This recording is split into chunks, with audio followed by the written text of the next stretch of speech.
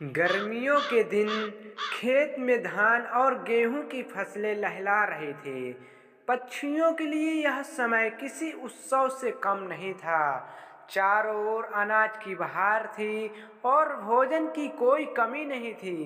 इसी गांव में एक बड़ा चतुर कौवा रहता था, जिसे लोग बुद्धिमान कौवा कहते थे। कौवा बहुत होशियार था। वह हमेशा सोच समझकर काम करता और जल्दी किसी के जाल में नहीं फंसता। वह जब भी किसी खेत में भोजन की तलाश में जाता तो पहले चारों ओर अच्छी तरह से देख लेता, खतरे की गंध सूंघता और फिर सुरक्षित जगह से भोजन कर लेता। लेकिन एक दिन जब वह पास के खेत में अनाज खाने पहुंचा तो उसने देखा कि वहां एक बड़ा पुतला खड़ा था। वह फटे पुराने कपड़ों से ढका हुआ था और उसकी टोपी के नीचे से दो आंखें जैसे कुछ दिख रही थी। उसके दोनों हाथ हवा में फैले हुए थे, मानो वह खेत की रखवाली कर रहा हो। चतुर कौवे ने सोचा, अरे, ये कोई चाल है। किसान ने पक्षी को डराने के लिए इसे लगाया होगा। हा हा हा हा हा हा। कौवे ने दूर से पुतले का निरीक्षण किया। उसने देखा कि पुतला हिल नहीं रहा था, उसकी आंखें स्थिर थी और वह कोई हरकत भी नहीं कर रहा था।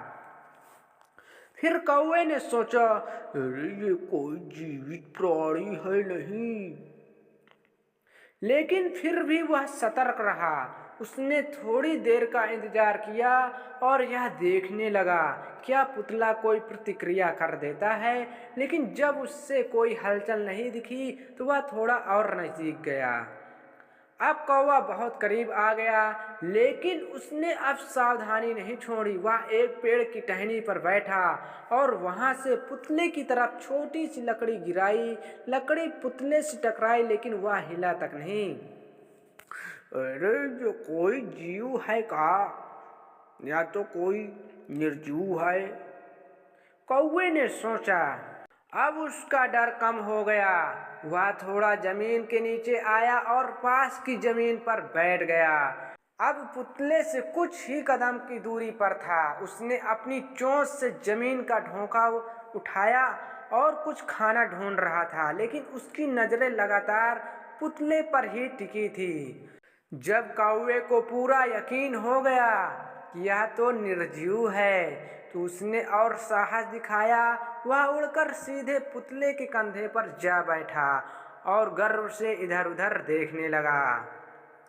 किसान हमें बेवकूफ बना रहा था, लेकिन मैं इससे ज्यादा चालाक हूँ। कौवे ने मन ही मन सोचा और मजे से पुतले की टोपी पर अपनी चोंच से ठक ठक करने लगा। इसके बाद कौवे ने खेत में उड़ान भरी और आराम से अनाज चुगने लगा। अब उसे डराने वाला कोई नहीं था। यह कहानी हमें यह सिखाती है, डर से जीतने के लिए बुद्धिमान और सतर्कता बहुत जरूरी होती है। हर नई चीज से डरना नहीं चाहिए, बल्कि उसे समझना चाहिए और फिर उचित निर्णय लेना चाहिए। बुद्धिमान वही जो हर परिस्थिति को परख कर धैर्य और चतुराई से सही निर्णय ले। कहानी यदि अच्छी लगी चैनल को सब्सक्राइब जरूर करें। धन्यवाद।